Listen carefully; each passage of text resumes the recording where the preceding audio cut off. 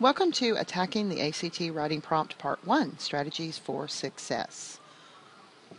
The first thing we're going to do is go over the structure of the ACT writing prompt. The prompt will consist of 2 paragraphs. The first paragraph is going to introduce an issue that relates to teens in some way, and it's going to include basic information. Usually it will also present you with an argument or 2 on each side of the issue. The second paragraph will be your instructions. The good news about that is that it is identical in every prompt. So once you read it and learn what it says, you won't need to waste time reading that on the day of the test. All right, let's look over a sample prompt and see how it's structured. This particular prompt refers to FCC regulation for teenagers when they get home from school. It says, parents across the United States debate whether or not the FCC should regulate television broadcasting during the hours between most teens' arrival home from school and most parents' arrival home from work.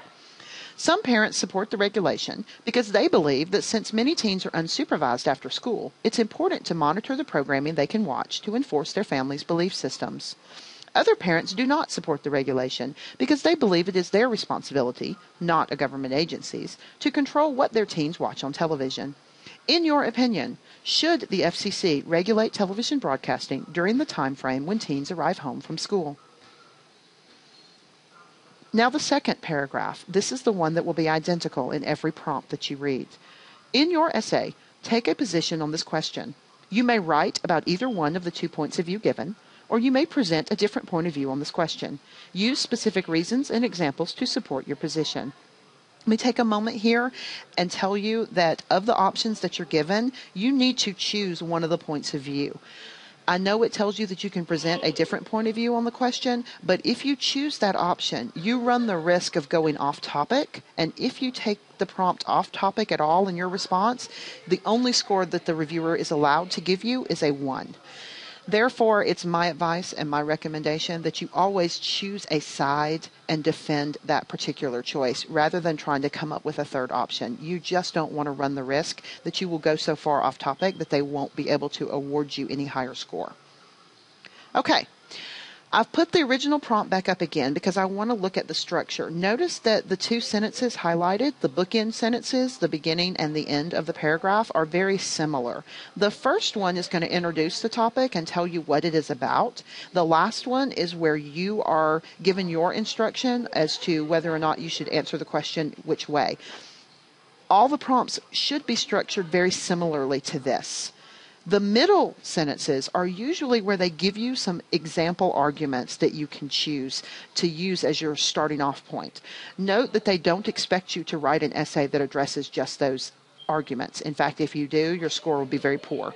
They want you to go further than this. Don't write an essay that talks only about how it's important to monitor programming to enforce family belief systems. They expect you to take it further. This is only here to get you kind of started and as a jumping off point. But it's good that they do that because it helps you get your ideas flowing.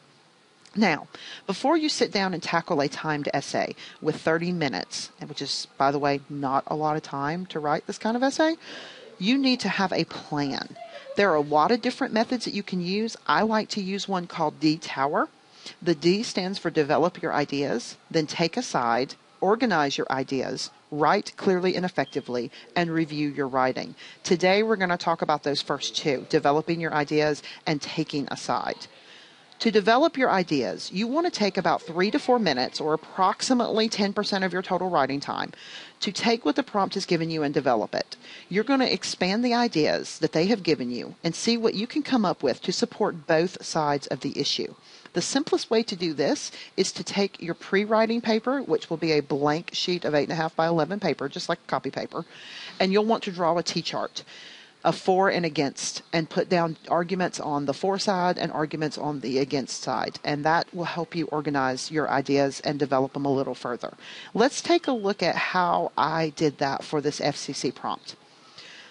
On the for side, I took what they gave me, where it said that the students don't need to be exposed to things that are against the family values and parents can't supervise if they're at work. And I added to it. To me, I thought immediately about teens that might watch their younger siblings in the afternoon. So I added that younger children can also be at home. So this isn't just an issue that affects teens, but also young children. And that teens that are at home should be doing healthier activities than watching TV anyway. And if television is regulated during that time, then perhaps it will encourage them to make better choices. I moved over to the against side.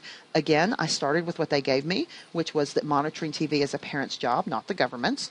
And then to me, I immediately thought of the fact that my teens spend a lot of time streaming media through Netflix or watching things on YouTube, maybe watching stuff they've recorded on the DVR, and none of that could be regulated.